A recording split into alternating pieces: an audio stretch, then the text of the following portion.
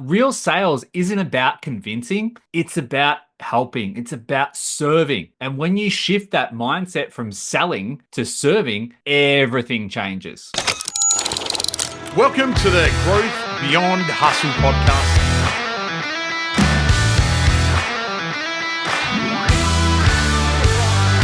Today, we are talking about something that can completely transform your business. Welcome back to the Growth Beyond Hustle podcast. Today, we're talking about one of the biggest challenges coaches and consultants face, sales calls. Let's be real, no one wants to feel pushy, salesy, or desperate, in fact, even sleazy. But the reality is, if you don't know how to close, you're leaving money on the table. Adrian, mate, you are like the guru at this. You've been doing sales for a long time. Why do so many people struggle with selling? Dude, because they associate sales with manipulation or pressure. They picture that aggressive salesperson who won't take no for an answer, and they don't want to be that person. I know because I was that person at one point, right? But real sales isn't about convincing, it's about helping, it's about serving.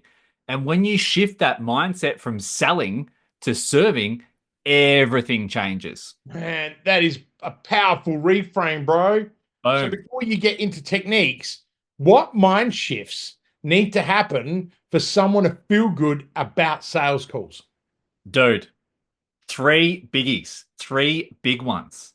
The first one, it's not about you, right? So shift the focus from I need to close this sale to how can I help this person, right? Number one. Number two is the best sales calls don't feel like sales calls, right? Yesterday I had a call and it was just so natural. And I just asked a couple of questions with like that doctor's mindset, right? So like The doctor probing with, frame. yeah, exactly, probing with questions to figure out what it is that they need help with.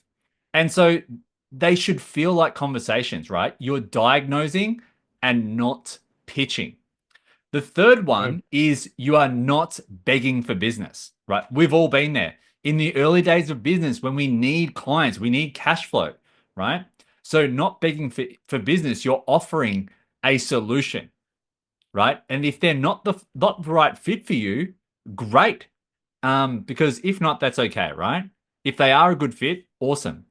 But Oh, quite love that. often, dude, before I like, go and hand it over to you again, uh, at the end of the day, you want to, and this is kind of an extra bite, but when you're bringing in sales, especially coaches and consulting, and you're working with people, you want to have that mindset of like, would I invite this person over for dinner with my family?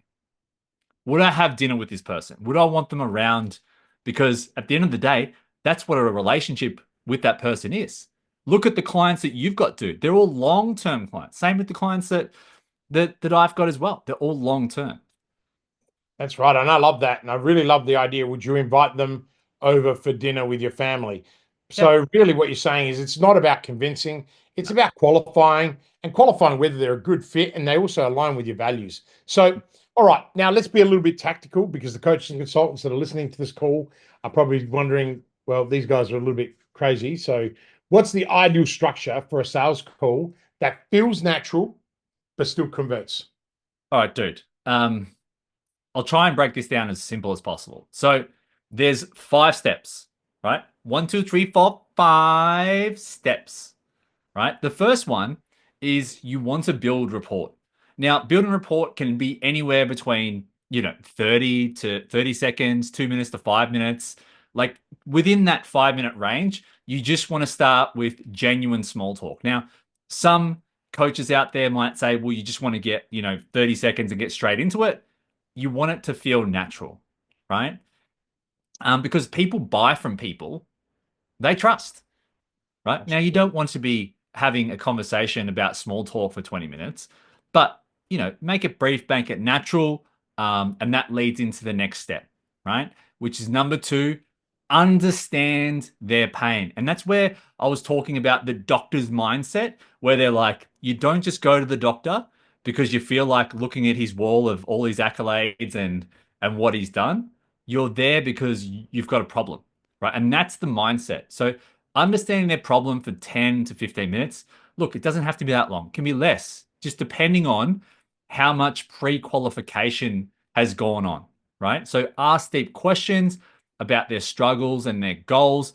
Now, you don't want to like, hopefully you're not speaking to people that are really, really struggling, right?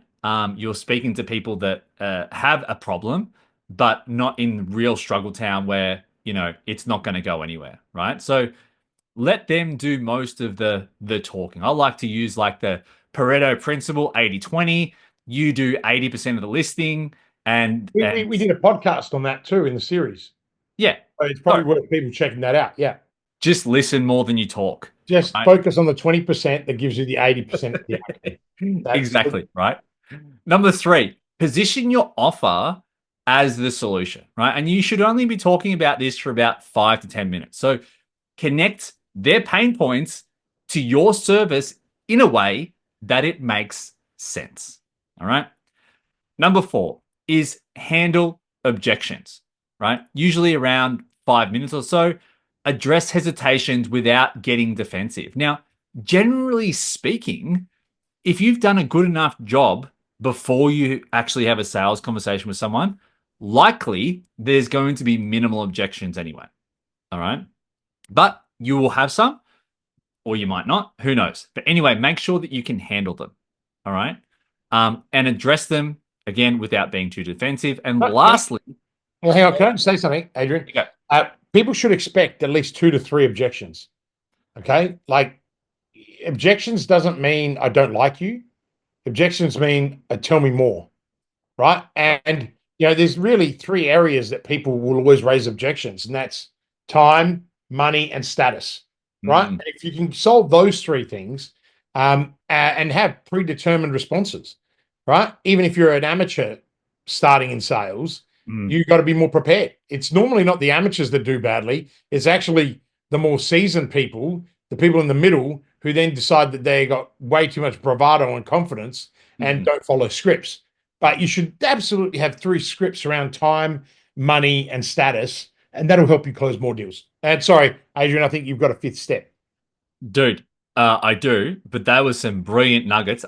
We hadn't planned for those nuggets. They were absolutely gold, dude. So number 5, close with clarity, 2 to 3 minutes, right? So spend 2 to 3 minutes, clearly state the next step, and ask for the sale with confidence. That means when you make that offer, just be quiet. Don't continue talking. Just let it marinate and be comfortable with that silence and that reflection from the other person, right? Dude, that's some serious gold. And anyone out there listening, you are panning for it right now. I'm going to give you one of the golden nuggets away that I panned out in that. Notice how the majority of the call is not about selling; it's actually listening. Okay. So Adrian, let's talk about questions because the right questions can make or break a sales call. What could people be asking to get the prospects to open up? Yep, dude. Simplest one. What's the biggest challenge you're facing right now? What is it? They're going to quite often they're not going to be there if they if they don't have a problem. So that's the easiest one to get started with. The other one is, what if you tried to fix the problem? What if you tried to fix this? Right? Have you tried other things? Are you just trying to solve this problem now? And what happens if nothing changes? Right? And that goes with, if someone is in like excruciating pain, then they're likely going to want to change it pretty quick. Someone who's not in pain or is in pain, but not at that level where it's like, oh, you know what? If I don't solve this now, it's going to be okay. Well, you don't want to be speaking to those people anyway, right? So these questions make the person realize why they need help in the first place without you having to try and convince them. And when people say their pain out loud, they're way more likely to take action on fixing it, right?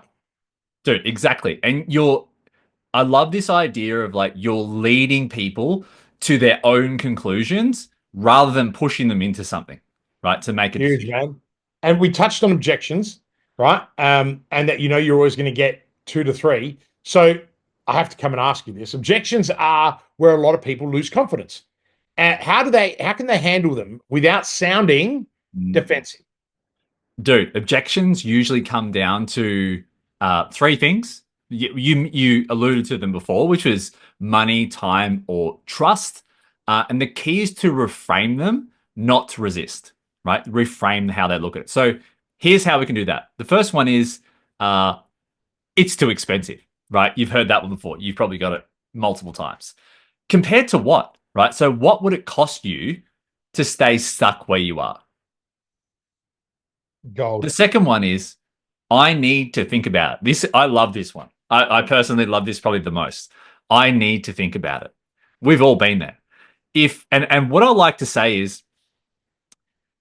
is that of course we understand that people need to think about it, but it's also a mirror effect.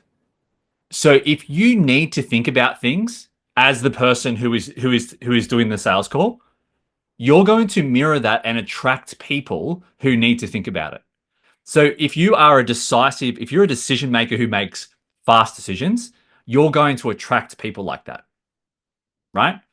So you want to say, you don't have to use that, but you could say, I totally get it. What specifically do you need to think about?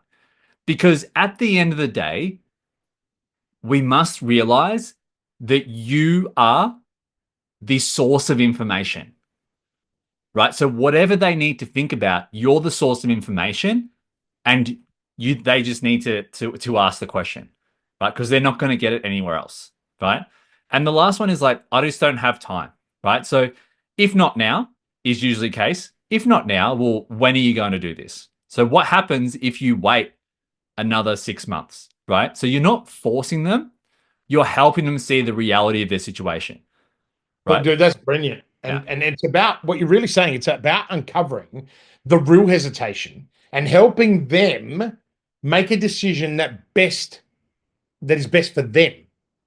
So, all right, what I want to do is I want to let we got to close off this chat. Sure. A lot of people fumble here, right, on the close, right? So, and that is because they feel awkward.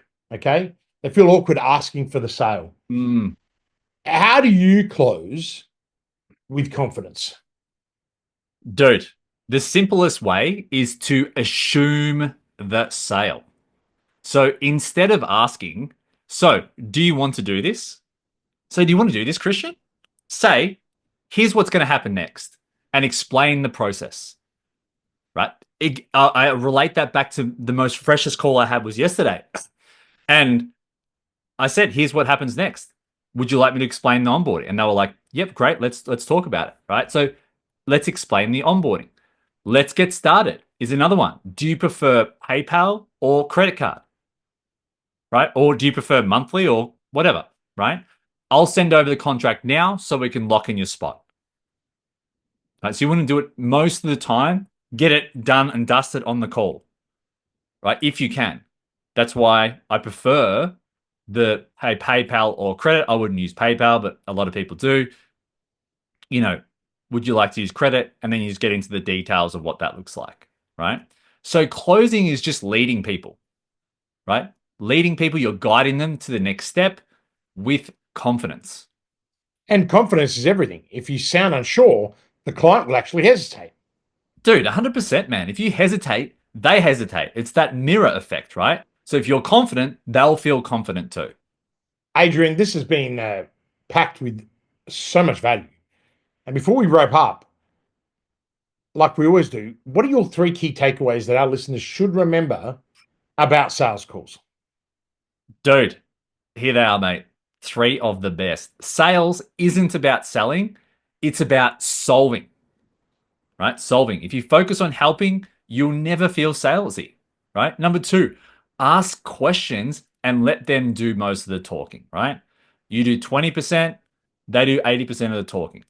When they express their pain, they become more open to solutions, right? So asking the questions. And 3 is close with confidence. Assume the sale, lead the conversation, and guide them to the next step. Boom. This is such a powerful reframe. Selling doesn't have to feel awkward or pushy. When done right, it's just helping the right people take action. Dude, if you master sales calls, you unlock unlimited potential in your business. And wait for it, I want to add this final golden nugget. And I heard this from a very smart marketer many years ago. And he said, nothing happens in business until a sale is made. Right? Nothing happens. So do it. That's beautiful. And that's it for today. If this episode helped you, subscribe to Growth Beyond Hustle for more game-changing insights. And if you're ready to free up time so that you can focus on closing deals instead of admin work, check out our virtual assistant services at Growth Outsourced. Boom. That's a wrap. See you in the next episode. See you guys. Bye. That's a wrap on this episode of Growth Beyond Hustle. We hope you got some real value out of today's conversation on protecting your time and energy. And remember, saying no isn't about shutting doors, it's about making space for the right opportunities. The more you set boundaries, the more you find yourself focused, productive, and in control of your business. If you enjoyed this episode, do us a favor, hit the like button, subscribe, and turn on the notifications so you never miss another episode. If you're ready to free up your time, stop wearing all the hats, check out Growth Outsourced, our trained virtual assistants, and take those repetitive tasks off your plate so you can focus on what truly matters.